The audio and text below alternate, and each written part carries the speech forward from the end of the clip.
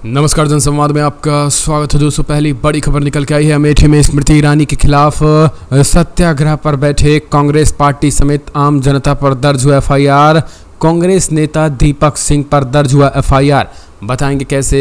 Hospital एक तरफ नहीं चला रहे, दूसरी तरफ अब सत्याग्रहियों पर एफआईआर दर्ज हो रही है। मशाल जुलूस से डरी स्मृति ईरानी। दूसरी खबर में आपको बताएंगे राहुल गांधी अब कॉरपोरेट के बीच भारत जोड़ने पहुंचे। आरी चलाई, कुर्सी बनाना सीखा।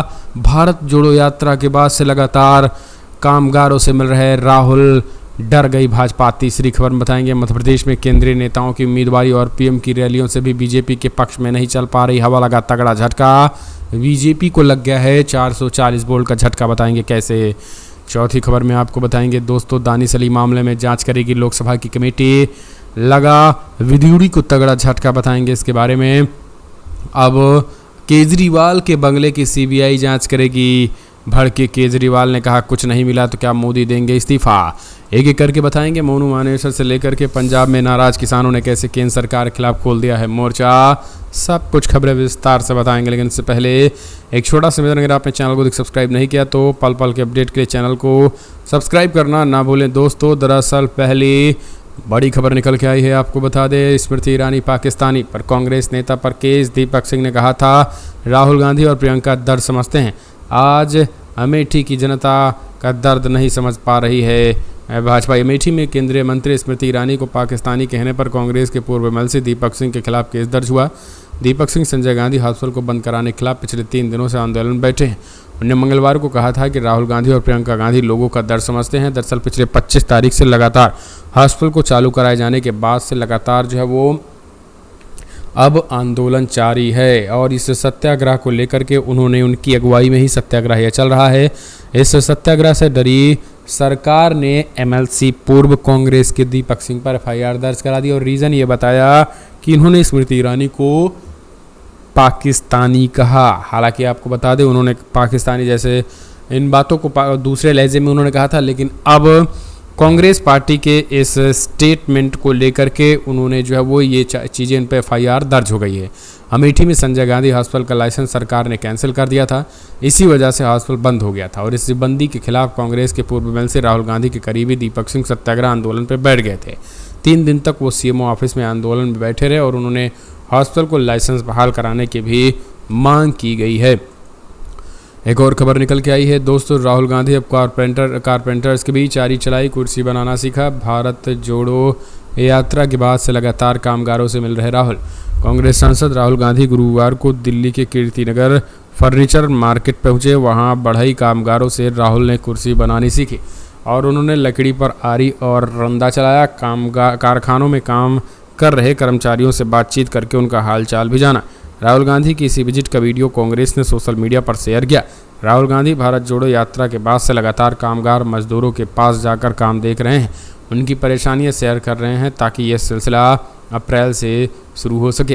तो सीधे तौर पर राहुल गांधी जो है वो यहाँ पर भारत जोड़ो का क्रम जो है वो राहुल गांधी का जारी है। और दोस्तों जिस तरीके से अलग अंदाज में राहुल दिखे, ये बीजेपी के लिए राहुल की लोकप्रियता तो बढ़ी रही है, यह भाजपाइयों के लिए दोस्तों बड़ी मुश्किल की बात हो गई है। इस बात को आप समझिए, भारतीय जनता पार्टी के लोग जो है वो अब मुश्किलों का सामना कर रहे हैं और वो बुरे फंस चुके हैं। अगली एक और अपडेट निकल के आई है दोस्तों, जहां मध्य प्रदेश में केंद्रीय नेताओं की उम्मीदवारी और पीएम की रैलियों से भी बीजेपी के पक्ष में नहीं चल पा रही है हवा। कांग्रेस पार्टी की वापसी मध्य प्रदेश में तय। एक सर्वे निकल के आया है जिसने इस बात को क्लियर कर दिया है कि अगर सांसदों को विधानसभा चुनाव के मैदान में उतारा भी जाए, ये मान लिया जाए कि केंद्रीय मंत्रियों को भी उतारा जाए, उसके बावजूद भी बीजेपी की सरकार बनती नहीं दिखाई दे रही है। ये सवाल मध्य प्रदेश बीजेपी के ही नेता के हैं। इस नेता ने तो यहाँ तक कह दिया कि आखिर सभी सांसदों को ही मैदान में क्यों नहीं उतार देते। इस बयान में व्यंग भी था और वो छिपी हुई घबराहट जो मध्य प्रदेश चुनाव के लिए बीजेपी की दूसरी सूची जारी होने के बाद सामने आई। इस नेता ने इतना भर और कहा, सूची में शामिल सभी नेताओं को मेरी शुभकामनाएं।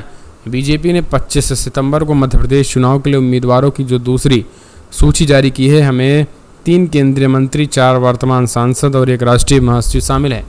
इस सूची के जरिए पार्टी में गुटबाजी रोकना मकसद था, तो वो होता दिखता नहीं है।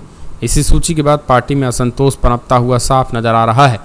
एक और अपडेट निकल के आई है, दिग्गजों के विकल्प की तलाश, शिवराज वसुंधरा को भी सीएम फेस नहीं बनाएगी बीजेपी, रमन सिंह का कट सकता है टिकट। 5 राज्यों में होने वाले विधानसभा चुनाव का वक्त धीरे धीरे नजदीक आ रहा है। साल के अंत में तेलंगाना, मिजोरम के साथ साथ 3 हिंदी पट्टी राज्यों में भी चुनाव होने हैं। इसमें मध्य प्रदेश, राजस्थान और छत्तीसगढ़ शामिल है। लेकिन दोस्तों, अब मोदी खुद ही अपने उन नेताओं को साइड लाइन कर रहे हैं जो उनके लिए मुसीबत का सबब बन गए थे, यानी ओल्ड एज हो रहे ऐसे नेताओं को शामिल कर रहे हैं मोदी जी। तो लगातार दोस्तों अब इस बात पे पूरी तरीके से तगड़ा झटका लगता हुआ खुद ही दिखाई दे रहा है और ये चीज़ें क्लियर हो जा रही हैं कि कहीं ना कहीं भारतीय जनता पार्टी और मोदी को जो है वो इस बात से डर हो गया है कि अब अगर ऐसे नेता बने रहे तो फिर ये इन्हीं के लिए मुसीबत बन सकते हैं। कब ये बन सकते हैं आने वाले समय में। यही कारण है कि उनको धीरे धीरे करके अब चाहे वसुंधरा राजे हों, शिवराज सिंह चौहान हों, उनको साइड लाइन किया जा रहा है। एक और अपडेट, पंजाब में सरकार से फिर नाराज हुए किसान, 30 सितंबर तक रेल रोको आंदोलन, अन्नदाताओं ने की डिमांड। पंजाब के किसान में एक बार फिर से गुस्से में हैं और बाढ़ में नुकसान पर मुआवजे और एमएसपी समेत कई मांगों को लेकर किसानों ने केंद्र सरकार के खिलाफ रेल रोको आंदोलन की शुरुआत कर दी। किसानों ने 28 सितंबर को राज्य में कई जगहों पर ट्रेन रोकी। किसानों का रेल रोको आंदोलन 30 सितंबर तक जारी रहेगा। इस दौरान उत्तरी भारत के 18 किसान संगठन पंजाब में 15 जगहों पर ट्रेनों का चक्का जाम करेंगे। किसान आंदोलन के दौरान दिल्ली बॉर्डर पर बैठे कई किसानों के खिलाफ मामले दर्ज हुए थे। इनमें से कई किसानों के ऊपर दर्ज मामले वापस नहीं हो पाए हैं। किसानों की मांग है कि इन मामलों को जल्द से जल्द वापस लिया जाए। इसके अलावा लखीमपुर खीरी कांड को लेकर किसान मुखर हैं। उनका कहना है कि इस मामले में अभी तक इंसाफ नहीं हो पाया है, उन्हें जल्द से जल्द इंसाफ मिलना चाहिए। किसानों ने आगे कहा है कि अगर 3 दिन के रेल रोको आंदोलन में केंद्र सरकार ने हमारी बातें नहीं मानी तो पूरे देश में आंदोलन को बढ़ाया जाएगा। एक और अपडेट निकल के आई है, दानिश अली मामले की जांच करेगी लोकसभा की कमेटी, निशिकांत बोले बीजेपी के बहुमत की वजह से हुआ मुमकिन। लोकसभा में बहुजन समाज पार्टी के दानिश अली के खिलाफ आपत्तिजनक भाषा का इस्तेमाल करने वाले बीजेपी सांसद रमेश बिदूड़ी की मुश्किलें बढ़ सकती हैं। इस मामले में जांच लोकसभा की कमेटी को सौंप दी गई है। आपको बता दें, मामले की जांच लोकसभा समिति को सौंपे जाने के बाद जो है वो अब विपक्ष इस बात को कह रहा है। दरअसल अभी 2 दिन पहले ही जो है वो स्वयं दानिश अली ने कल ही ट्वीट किया था, कहा था कि भाई अभी तक ना तो स्पीकर ने हमसे बात की, ना भाजपा के कोई दिग्गज नेताओं ने। अभी तक जो है उस मामले में मेरा मन कुंठित है और मैं इस्तीफा दे सकता हूँ। फिर जाकर जो है वो सरेंडर हुए हैं। अगली और अपडेट में झुकने वाला नहीं हूँ, कुछ नहीं मिला तो क्या पीएम देंगे इस्तीफा। बंगले की सीबीआई जांच पर भड़के केजरीवाल। दिल्ली के मुखिया केजरीवाल के बंगले के रेनोवेशन की जांच सीबीआई कर रही है। सीबीआई ने इस मामले में पीई दर्ज कर लिया है। अब इसे लेकर दिल्ली के मुख्यमंत्री की प्रतिक्रियाएं सामने आई हैं। सीएम केजरीवाल ने मीडिया से बातचीत में कहा है कि मेरे ऊपर 33 से ज़्यादा केस दर्ज कर लिए गए हैं, मैं झुकने वाला नहीं हूं। ये भी जांच कर लें, कुछ भी नहीं निकलेगा। बीजेपी सरकार डराने की कोशिश कर रही है, मैं डरने वाला नहीं हूँ, मैं झुकने वाला भी नहीं हूँ। दिल्ली के सीएम अरविंद केजरीवाल ने कहा है कि यह दिखाता है कि प्रधानमंत्री मोदी घबराए हुए हैं। सीएम ने आगे कहा है कि पहली जांच नहीं है, उन लोगों ने 50 से ज़्यादा जांचें की हैं, उन लोगों ने 33 से ज़्यादा केस मेरे खिलाफ दर्ज कर लिए हैं। इससे पहले 8 सालों में जांच हो रही है लेकिन कुछ भी नहीं मिला है, इसीलिए उन्होंने एक नई जांच शुरू कर दी है। एक और अपडेट निकल के आई है दोस्तों, अखिलेश यादव मध्य प्रदेश में पहुंचे, आदिवासियों के घर खाया खाना। मध्य प्रदेश में चुनावी बिसात बिछा रहे अखिलेश यादव। समाजवादी पार्टी के राष्ट्रीय अध्यक्ष अखिलेश यादव गुरुवार को मध्य प्रदेश की राजनगर विधानसभा क्षेत्र के सिंगरा गांव पहुंचे। आदिवासियों ने उनका जोरदार स्वागत किया, पारंपरिक आदिवासी नृत्य दिखाया और उनके बाद यूपी के पूर्व मुख्यमंत्री को झोपड़ी के बाहर आंगन में बैठाकर भोजन भी करवाया। आदिवासियों की ओर से की गई आवभगत को अखिलेश यादव ने खूब तारीफ की और इस दौरान सपा ने मुखिया शिवराज सिंह सरकार पर हमला बोला। यूपी की पूर्व मुख्यमंत्री अखिलेश यादव ने भी एक सभा में लाडली बहना योजना के लेकर के कहा कि भाजपा लालच देकर वोट लेने की तैयारी में है और आदिवासियों की शिक्षा की जोर एक और जरा भी ध्यान नहीं है, मगर समाजवादी पार्टी शिक्षा पर जोर देती है। तो कमेंट्स माध्यम से अपने सुझाव दें। अगली एक और अपडेट निकल के आई है दोस्तों, कौन है महारानी दिया कुमारी जिन्हें राजस्थान में बताया जाने लगा वसुंधरा राजे का विकल्प। वसुंधरा राजे का विकल्प जो है वो तैयार बीजेपी कर तो रही है, लेकिन भारतीय जनता पार्टी महिलाओं पर भरोसा नहीं जताएगी और यही कारण है कि पूरी तैयारी के साथ राजस्थान में एक नए आक्रामक और नए कलेवर वसुंधरा राजे तो फिर भी थोड़ी सी मुसलमानों पर रियायत करती हैं, लेकिन बीजेपी को ऐसा मुख्यमंत्री चाहिए जो भी मुसलमानों पर जीरो टॉलरेंस की नीति करता हो और मुसलमानों को पूरी तरीके से कुचलने पे उसका दिमाग हो। जैसे असम में इन्होंने नया मुख्यमंत्री बनाया है, यूपी में अपना मुख्यमंत्री दिया है, महाराष्ट्र में देवेंद्र फडणवीस को समझिए बिठाया है, और मध्य प्रदेश में आने वाले समय में नरोत्तम मिश्रा को बिठाया जा सकता है। और वैसे राजस्थान में भी इसी तरीके से ढूंढा जा रहा है जो मुसलमानों के खिलाफ उनकी मज़ारों, उनकी मस्जिदों और उनके दरगाहों को जो निशाना बनाए। भाजपा को ऐसे मुख्यमंत्रियों की तलाश जो है वो बेसब्री से है, इस बात को आप समझिए। अगली एक और अपडेट निकल के आई है दोस्तों, बिग ब्रेकिंग न्यूज़, जहां आपको बता दें अखिलेश ने महिला आरक्षण को लेकर बीजेपी सरकार पर हमला बोला और कहा कि भारतीय जनता पार्टी सरकार किसी भी कीमत पर मुस्लिमों के आरक्षण को लेकर के नहीं है, मुस्लिमों को आरक्षण को लेकर गंभीर नहीं है। और यही कारण है कि आज पूरी तरीके से ये चीज़ें देखने को मिल रही हैं। एक और खबर निकल के आई है, यूपी में एक और मुजफ्फरनगर जैसा कांड, संभल में टीचर ने हिंदू बच्चे को मुस्लिम छात्र से पिटवाया। जी हाँ, बड़ी खबर, जहां मुजफ्फरनगर के चर्चित थप्पड़ कांड जैसा ही एक मामला संभल में आया। 5वीं कक्षा के एक हिंदू छात्र को प्रश्न का उत्तर न दे पाने पर उसे भरी कक्षा में मुस्लिम बच्चे से पिटवाया गया। पीड़ित छात्र के पिता ने आरोपी शिक्षिका और उनके आरोपी के खिलाफ FIR दर्ज करा दी गई है। कई धाराओं में सांप्रदायिक सौहार्द बिगाड़ने के आरोप में गिरफ्तार कर लिया गया है।